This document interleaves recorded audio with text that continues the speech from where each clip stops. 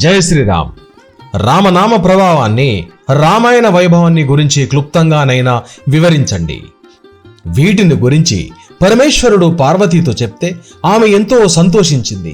రామనామం సర్వ పాపాలను హరిస్తోంది అంటూ శివుడు ఉమాదేవికి ఓ ఐతిహ్యాన్ని చెప్పాడు. ఒకప్పుడు రామనామ జప నిష్ఠాగరిష్ఠుడు అయిన ఒక బ్రాహ్మణోత్తముడు పక్క గ్రామానికి వెళ్తూ దారిలో ఒక పురాతనమైన రామాలయం కనిపిస్తే అక్కడ కూర్చొని రామాయణ పారాయణం చేయడం మొదలుపెట్టాడు.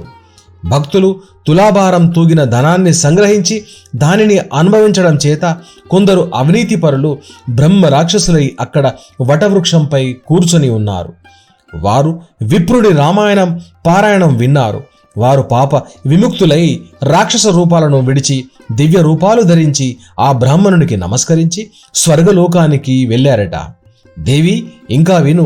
ఈ 100 కోట్ల విస్తృత రామాయణాన్ని మార్కండేయ ముని ద్వారా బ్రహ్మ సదా శ్రవణం చేస్తూ ఉంటాడు. అష్టదిక్కులలో జనో భూలోకాల్లో వ్యాపించిన ఈ రామాయణంలోని కొన్ని శ్లోకాలైన విన్నవాడు బ్రహ్మలోకంలో పూజింపబడతాడు. ఈ విధంగా రామాయణ మహత్యాన్ని శంకరుడు చెప్పగా విన్న గిరిరాజపుత్రి అమితంగా ఆనందించి తాను కృతార్థురాలినట్టు భర్తతో చెప్పింది. జై శ్రీరామ్.